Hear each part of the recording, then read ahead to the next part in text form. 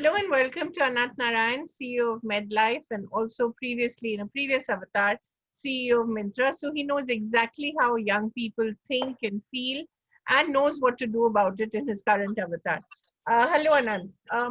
We I, really are here to talk today about exactly how big is the crisis in mental health in India currently. yeah. So, firstly, thanks for having me. And look, I think maybe two ways to frame this. I'll talk a little bit about India overall and then the startup ecosystem in particular. I think India overall, I think there's a massive issue on sort of awareness, firstly, in terms of mental health, and secondly, on how to deal with it. And I think it's across age groups, from sort of teenage to young professionals to older individuals, right? I think it spans the spectrum. And I think it's something that needs to get taken really seriously. Now, if I come to startups, in many ways, right, I think it's the pressure point of a startup, right? You have lots of stress, you have hyper growth, you have investments, and so and a very young, usually a very young, between 20 and 30-year-old sort of set of people that work there, right? All of which, by the way, leads to a perfect sort of storm, right? So mental health in startups, in my mind, is incredibly important because stress levels are higher, cycles are shorter, right?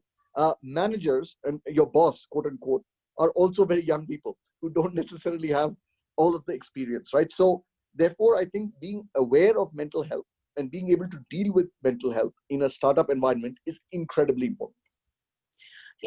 We've realized in India that until people are aware of the economic implications of something, they don't take it seriously. What are the possible economic implications that you've seen of this mental health crisis at work? Sure. So firstly, by the way, the startup ecosystem has no assets. We have no factories. We have no manufacturing, right? All of it is intellectual horsepower of the people that we have, right? So it's entirely people driven. So if you think about mental health and you say the incidence is the same as the rest of the world and we're just not aware of it, right? My own, and I don't have a lot of science behind this, right? But between 10 and 20%, I think can easily be the productivity loss that you actually have, if you want to put it in economic terms, because you're not aware and don't take care of mental health. This doesn't necessarily, and I think there's a spectrum, right? And I think effectiveness at work goes down dramatically and productivity goes down dramatically if you don't take care of your mental health. And I think if you're not aware of it, it's a 20% hit on the only asset that you actually have. So in my view, it's a pretty big economic problem if you don't take care of it. And what's very interesting for me is you don't see the impact of it so immediately, right? So if a person becomes slowly less productive, right, you don't notice it, but it is impacting you and it's impacting the overall organization, right? So it's a double whammy. I think it's a large impact in terms of 20%, and it happens in a manner where you don't actually notice it as much because it's not as measurable. Right. So it's a silent crisis in a way. So it requires a specific kind of leadership.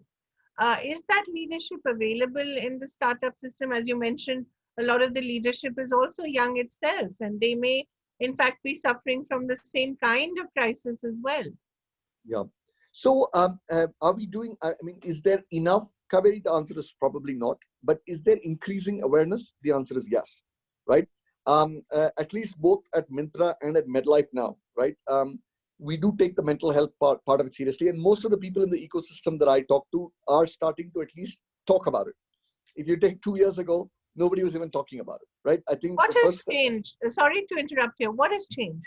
One, by the way, very interesting thing in my mind is the last 5-6 months of isolation and the impact of the pandemic has brought this to the forefront, right? At least in the Medlife scenario, right? People in isolated working environments, working from home, has a very different connotation and actually brings out a lot of these issues to the forefront because of that isolation. So I think that's been a trigger point, at least in my journey to become more aware of it, right? So that's certainly one trigger point, right, for a lot of us. But back to this, Kabir, right? I think what I was going to say is, look, I think there is more awareness, right? It is something that, as you said, takes a bit of judgment and a bit of long-term thinking to say I will invest against it, right? The first step, of course, is just even to be aware. How many of us do a survey of our employees to say, is there a mental health issue or is there not, right? We started, and just, I mean, not that we are better than anybody else, right? We only started a few months ago, right? And I am aware of the issue and we've started it, but we need to do more, right? We need to do more. There's still an enormous stigma attached to mental health, isn't it?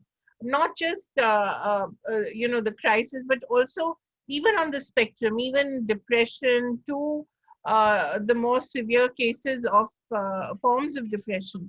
There's an enormous stigma there. People don't want to talk about it even now, even in an enlightened environment. Yes, and I think if you ask why that is the case, in my mind, I don't think people recognize an enlightened environment.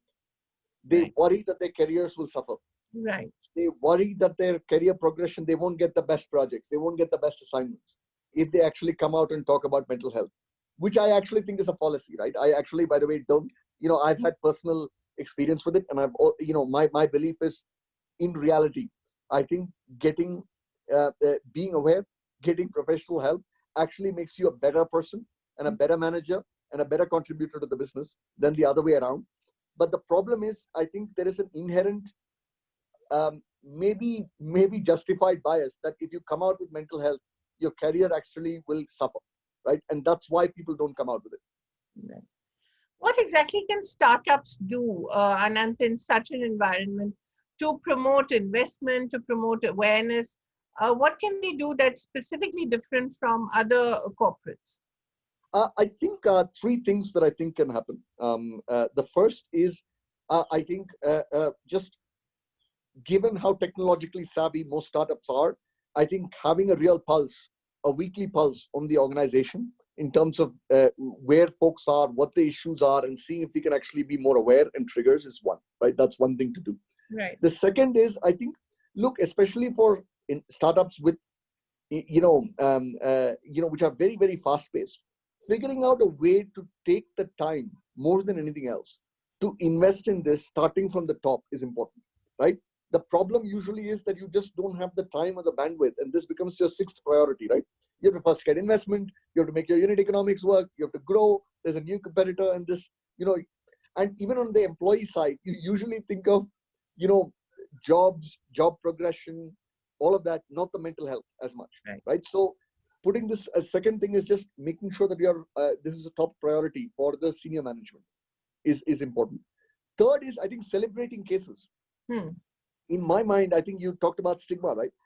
People who come out, having a champion, maybe at the top, maybe in the middle, maybe wherever, right? But having champions for this inside the organization is incredibly important, because then it allows more people to come out and talk about mental health. And I think that actually makes a big difference, right? Because you need role models. Right. How can startups work with the not-for-profit organizations and perhaps with the government in making this a priority?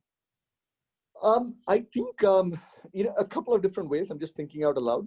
The first is, I think, just having a set of NGOs that can come and talk to the startup itself is the first step in the process, right? I'm not yet clear about government and what the government can do, but at least if there are interesting NGOs that can come and talk about this, that will make a big difference, right? The second thing that startups, I think, can do to collaborate with NGOs is actually tech enable some of the NGOs. Yeah. One way to give back for startups could be, how can they give back from a technology standpoint to the larger NGO ecosystem so that they can tech enable the NGOs, right? And I think that can actually help increase the NGOs' reach dramatically. So it can actually be a two-way street, in my view. Right. How serious has this issue become, especially during the pandemic, Ananth? I think very serious, in my view. I would say, by the way, again, if I just take some stats, right? 1 in 6 people, at least in the startup world, and with some of the surveys that we have done, right, are facing some form of a mental health issue. It can be, it can be the entire spectrum, right? That is people who have come out and talked about it in an anonymous survey. My sense is that number may be higher. Right. Which is a good 15%, right? And if you sort of say that's a low number, it's maybe 20%, 25%. So, and if you multiply the 25% and do it in a pure economic manner and say that's 25% loss of productivity, of your total assets, right? So I think it's very serious, and I think it needs to be taken seriously.